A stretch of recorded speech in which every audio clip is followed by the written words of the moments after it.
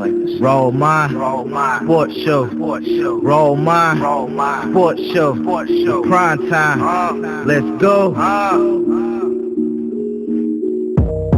To be the best, you gotta beat the best. I'm like Curry in the clutch when it comes to this.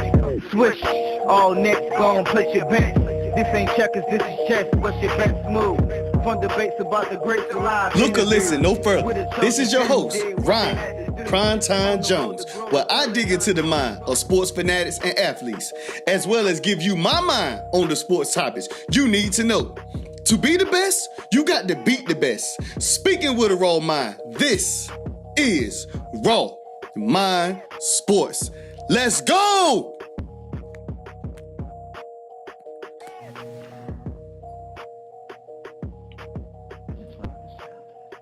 Welcome to Raw Mind Sports. We are here in Farmville, North Carolina, with a basketball legend here that played pretty well at Farmville Central and as well played at the collegiate level at Morehead State, Devon Atkinson. So I got Devon Atkinson here today to kind of get his topics on how he feels about the game of basketball and what he did in basketball. So it's good to have you on the show. It's been a little minute, but right. I'm glad you still looking like you cut up and all that good stuff, man. Gotta stay fit, baby. Gotta stay fit. So kind of tell our viewers about your mind on basketball and how it all started. Okay. How it all started for me, basically here at Farmville Central. You in my little facility, man, where we, get it done at. But it all started just with my cousin putting the ball in my hand, showing me the way, showing me that, I didn't have to sell drugs or anything like that to make it out. Just being positive with me, giving me that positive mindset of showing me that sports could be my ticket out of there. And it's amazing. So did you ever have any encounters with the street life before you decided to play basketball? Did anybody give you any type of peer pressure, or you kind of was disciplined enough to know that I didn't need to do that to become the person I am today? I'm saying in every type of city, every type of spot where you're growing up at, it's a lot of peer pressure anyway. Right. Being that your friends, they're going to want you to do that regardless. No, I wasn't in the gangs or anything like that because of my mom's, my grandma. My grandma kept me in the church. So it was just, it was already installed in me, the right and the wrong. So, it was peer pressure with my friends because, they wanted me to go out, turn up with them, but I chose not to. I seen that I had something bigger in store. Amazing. Let's talk about the first time you tested basketball and why did you know that you was going to be that player? Okay. At first, to be honest, I didn't have that confidence in myself. Oh, wow. It wasn't surprising because, all kids at that age, it's like, okay, you don't know at Right. that point. And, once my cousin put the ball in my hand, it was just like, okay, you can dribble a little bit, but you can't shoot, you can't finish your layup. So, I started to work at it. And then that's when it grew. That's when the confidence grew, to see my friends doing different things and me just working. And that's where the confidence came in. And that's where, I was just like, okay, now I got it. Now I know what it takes to get there. Oh, man. Let's talk about your career at Farmville Central and some of the players you had to play against. And Okay. So here at Farmville Central, I played JV my first year. But I played JV for like 5 or 6 games. So after that, it was just like, all right, I'm going to move up to varsity. But varsity, they moved me up to be a hype man type player. So I was playing defense the whole time, playing on their best players, guarding them full court to full court. But it was just like, okay, he pretty good, but we're not going to see his talents right now, so we're going to use him for something else. So they put me on the team. I was one of the players that was wearing like the biggest jersey at the time. I'm small, but I did, here at Farmville Central, I grew with everything. My game grew from like AAU. So playing AAU basketball and playing with Farmville Central, that's when I started to grow. So after my freshman year, I joined the AAU team, and they were called the High Tower Hoopsters with Derek Mullins. And we traveled everywhere, and that's when everything just took off. Speaking of that, and I'm going to go ahead and dive into what I call what's on my mind moment here with Devon Atkinson. since you were talking about AAU, a lot of people like to say AAU isn't good for players, I guess, natural development. Can you tell me your experience and what you think about AAU? Okay, that just piggybacking off that, it's actually that's false. I feel like, it is good for kids because you get to experience against people that's in a different state, different country sometimes, and then you get to play against some of the best in high school and middle school. You get to play against the best, and you're playing against them all summer, and then you're getting in shape. Then you get your game is growing as you are playing every tournament, different tournaments. You are learning basketball in different situations that comes with basketball when you're playing in the AAU. Yeah, I would say the same thing. Yeah, situation in basketball is a great thing at AAU because you're playing against, I feel like, every area has a lot of talent, but when you play AAU, it's a lot of all-stars on each squad. Right. And it means that your bench is just as good as your starter. So it's just up to the coach who he may start, who may not start. Right. So you just don't know. You don't have no choice but to either put up or shut up. Right, and that goes with today's game. You want to play with the best so you can know how to play with another player that's the same caliber as you, that can put the ball on the floor, that can score, and that can create for somebody. So you being on that good team, showing you, that show you your character. If you one of them players that's selfish, or if you one of them team players that's willing to learn, willing to work hard, and willing to grind with somebody that with the same capable abilities of you. I agree. So with that being said, after Farmville Central, you went to Morehead State. Nah. Okay, go ahead. Nah. So, I got it wrong. No, you okay. You know what I mean? My journey from here was a struggle. Oh, wow. To get to Morehead State. Oh, man, let's talk about it. Soon as I left here, I went to Missouri State, West Plains. Went to Missouri State, West Plains. I went there until December. I left. Didn't like it. Too cold. Flunked out the team on purpose. Wrong mind sports moment. Wrong. That's terrible. But from there, it was like, okay, I came back home. I went to Pitt for a year. Sat out, got my mind right, and it was just like, okay, is this really what I want to do? So now I got to find another school to go to. So I went to Brunswick, out the Missouri State West Plains. Sat out in Brunswick, played with Tyree Graham, Allen Michael Thompson, some great players there. And once I played there, we won a championship. And I played, and we went. Then the next year, I went to Morehead State. I'm sorry. Correct me if I'm wrong. Sean Woods was the Morehead State coach, correct? Yes, sir. So my first year, it was Donnie Tyndall. Okay. And he was brutal. One of the worstest coaches I ever had. But I mean, like, one of the worstest coaches with ones that motivate you, but he's gonna motivate you in a different way that you haven't had in life. So he's gonna be in you, trying to get everything out of you, but you haven't had it because he's using other words to get it out of you. Yeah. That's interesting. So tell me what it was like being under Sean Woods. I know you had an incident that was what we call breaking news on ESPN. Yeah. But outside of that, what was your relationship with him? Sean Woods was a good guy. He was a great coach. He the one that really believed in me because, as you know, in the college world, once it's a coaching change, they can get rid of you.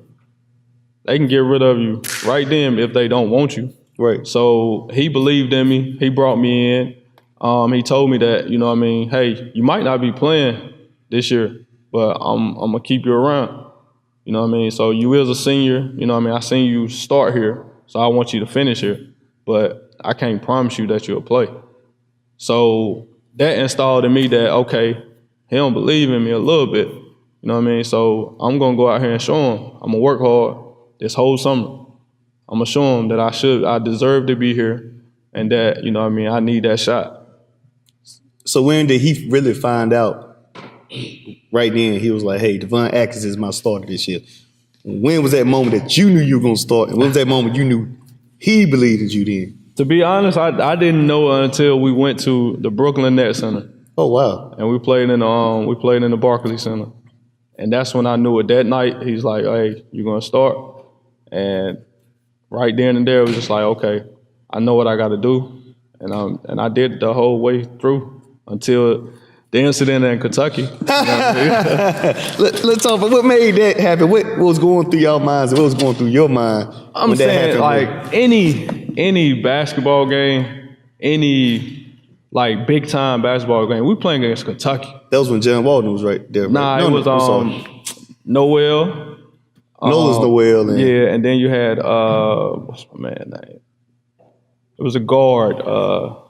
He played with the Suns now. I forgot his name. He played with the Suns. You know, tall. Man, this is already off the top of my tongue. I can't even, man, this is crazy. I rolled my sports lost thought moment here. Man.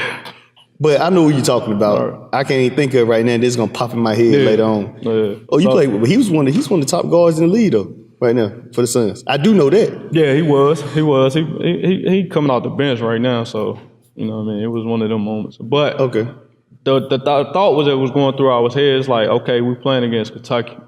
It's a big game. Our coaches was just talking junk about, hey, how these newcomers are pampered, how they're getting, you know what I mean, everything that they want, but they haven't worked for it. So, but you're about to play against some kids that are seniors that had to work for everything in their life. So he called them some pampered players. So they took it in a type of defensive way.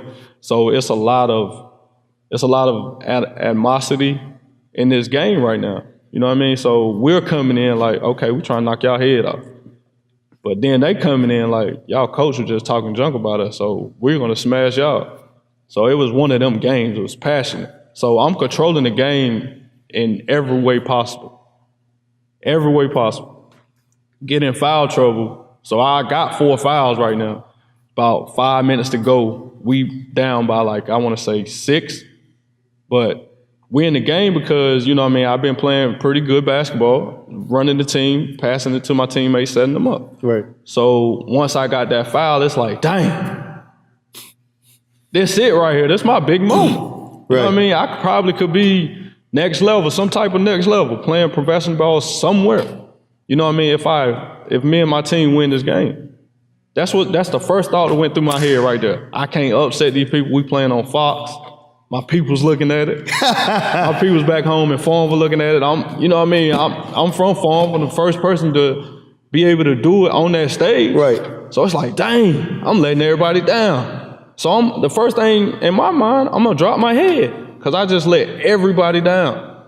So I'm thinking about it. I'm walking. I'm like, dang, shaking my head. But the thing that I should have done, run over there, get my team up. Hey, let's go. We got this game. Let's go. We got 5 minutes. Y'all don't need me. It's all of us. We still together. I'm with y'all. That's what I should have done. But I didn't do that. So you got to think about it. His attitude, he's mad passionate. And mine, I'm very passionate. And I just let everybody down. Yeah. So it's like, man. So when I get over there, it's like, come on, man, hurry up. Get your team over here. But, you know, the media, they're going to try to spin it. Interesting.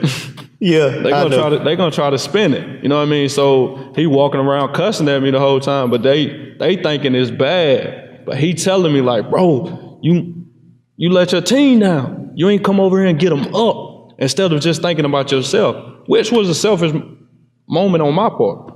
It was selfish. But if I would have knew then what I know now, I would have did it in a whole different way. I agree. So after Moorhead, I want to say you played overseas. Yes, sir. Tell me a day overseas in Devon Atkinson mind was like. Okay, so my first time playing overseas, I was in Germany, playing in Germany. I didn't know where I was going. I didn't know any of the language. So it's like, okay, I don't know what to say. I don't know what to do. But they so happily put me with some guys that spoke English, that wanted to learn English. So we bonded right then. We was in an apartment together. And first of all, the way the day started was, okay, you got practice. Then you got practice like 7 a.m. Then you got to go work with kids. around like 11 when they get out of class, 12, something like that. So then you go back, you shoot. If it's one of your days off, you go shoot, and then the rest of the night is yours. Oh man, that's interesting.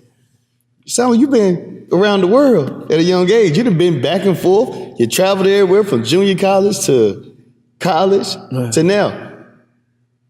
So, what do you see in these future former basketball teams? Man, I like the way he's leading right now, the coach. He's sending everybody in the right direction. The kids here, it's a lot of great talent in form. It's a lot of great talent that's getting overlooked by, some of the talent is getting looked at, but it's a lot more talent that we do have here. And I like the way the culture is going, and I like the way the kids are seeing that, hey, it's not going to be given to me. I'm going to have to work like somebody like me. So what would you tell the kids or anybody that's watching this show what it takes to get anywhere? Next level or whatever their aspirations are? To be honest, it's not going to be nothing is never going to be easy. Nothing is never going to be given to you. So first of all, you're going to have to work at everything that you do, perfect your craft in any way possible, and don't try to turn up. The turn up is it's not for you. You don't have to do it. If you want to be on that level, if you want to make it to that level, you have to grind for it and to know that you're not going to get a handout in this game of basketball. And at the same time, it's not going to be you to get it done by yourself. Just know you're going to have somebody to help you somewhere and somebody to talk to. And I always think about, getting into church as well, because that helps a lot of people get through hard times, because it's going to be some long nights, early morning. It's going to be a struggle. But just know that it takes a lot of hard work and dedication. My conclusion to Raw Mind Sports, anything is possible. As Devon Atkinson, he proved to you in this episode that you have to do whatever it takes to be able to achieve your goals, and you got to have a certain drive and focus for it. So anything is possible. Just ask Devon Atkinson. With that being said, appreciate you, Devon. Appreciate you, my guy. Can't wait to see your future endeavors, to see what you're going to do, You too, man. I see you still playing a little ball, so. Little something. I got a little gut now, so. Hey, we still can go. It's a court right here. What's up? Don't do it to me tonight. Don't do it to me. Right. I got you. With that being said, that's the end of this show. You guys have a blessed night, blessed day, blessed morning, whatever time you see this show. What's your best move? Fun debates about the greats alive, interviews with a chosen few who did what they had to do. On the road to glory, telling untold stories. If it's 4th and 10 for the win, I'm going for it. Yeah, that's all mine, speaking with a raw mind. Been in the shadow for too long, now it's time to shine. Yeah, that's all mine, speaking with a raw mind. On the ladder to success, now it's time to climb. Raw mind, sports show. Raw mind, sports show. The prime time, let's go. Raw mind, sports show.